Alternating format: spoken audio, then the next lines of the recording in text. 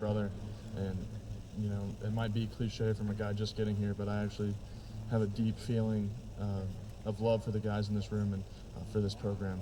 Yeah, and the last time this offensive line took the field for a game, it was not a very good performance. In the Cotton Bowl against Missouri. I don't know if you've even watched any videos. So, what do you feel about this group right now coming out of camp? Obviously, there's been sicknesses.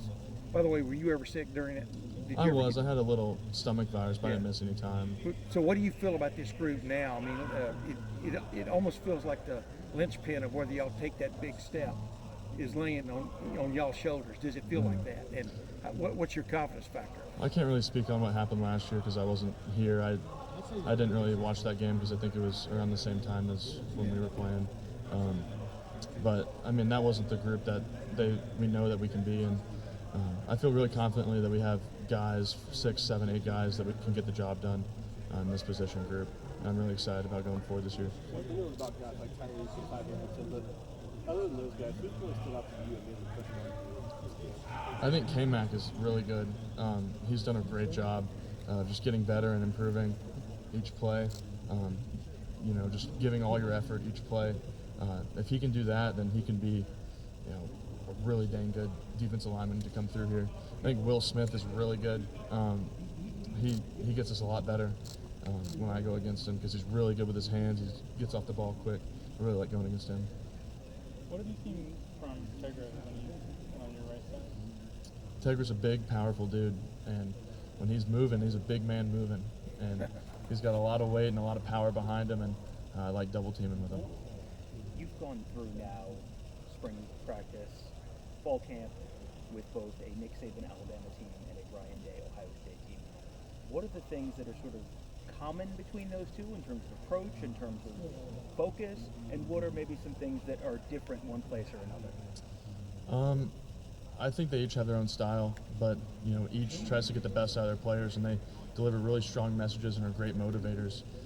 When you walk out to practice with Coach Day, he expects the best and he expects maximum effort each play, and the speed of play when we're playing here is so fast during practice. Like each play is a game like rep, it feels like, and I've really enjoyed that about this camp. So sort of a new guy here, but as a veteran, so do you feel like, I guess maybe at this point, are the younger guys coming in for help? Yeah, at this point I don't feel like a new guy. I feel like I've been here for a while. Just with the relationship I have with the guys in the room, I don't feel new, and I think that's awesome. It's a testament to those guys to welcoming me in here, and I'm ready to go to work. Did you ever have days in August down in Alabama where it got into the low 70s and stayed there? Like, what's that? Has that been refreshing for you? Yeah, You understand what I'm saying as far as acclimation goes? Ohio's got some beautiful weather in the summer. It also helps we do morning practices. Back when I was playing Alabama, we did afternoon practices. That changed there this year clearly, but it was a lot different. I really enjoyed it. Hey, you as a former player there and stuff, you saw the kind of the rigmarole where basically Coach Saban didn't pick Alabama, you know what I mean, to win the SEC or whatever. Is that funny to you, how quickly he has flipped the page? That might just be his form of rat poison for the team to get those guys going and to work really hard. Yeah. He loves Alabama, so he just wants them to do good. It's probably his form of motivation now that he's not in the room every day. What's the best rat poison you've heard about Ohio State this preseason? Number 2 in the polls. You have the number 1 ranked defense in some people's minds, number 5, 6, or 7 offense, etc. How do you fight the rat poison of everybody already ordaining you? You just can't miss playoffs. Yeah, you can't listen to it. You're going to have those expectations, and I think we've done a good job of not, thinking about those expectations. Because if you approach every day like you're the best in the country, if our best right now doesn't improve, there's going to be a team that's not as good as us right now that's improving all along the season that's going to beat us when we play them. So you have to approach it like we're not the best form of this team that we can be in.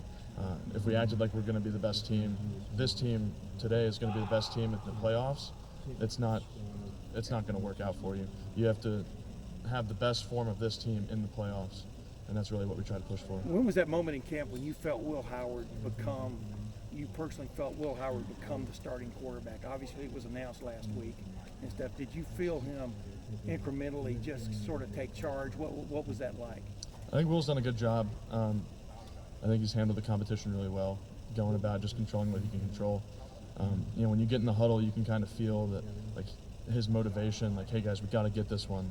Like, you kind of feel that pushing forward, and I think he did a really good job of that. But I think all the other guys did a really good job too. I think they all put their best foot forward, and Devin had a really good camp, Julian had a really good camp, Air had a really good camp, Lincoln had a really good camp. Like, all those guys were pushing and working really hard, and I think all those guys can be successful quarterbacks.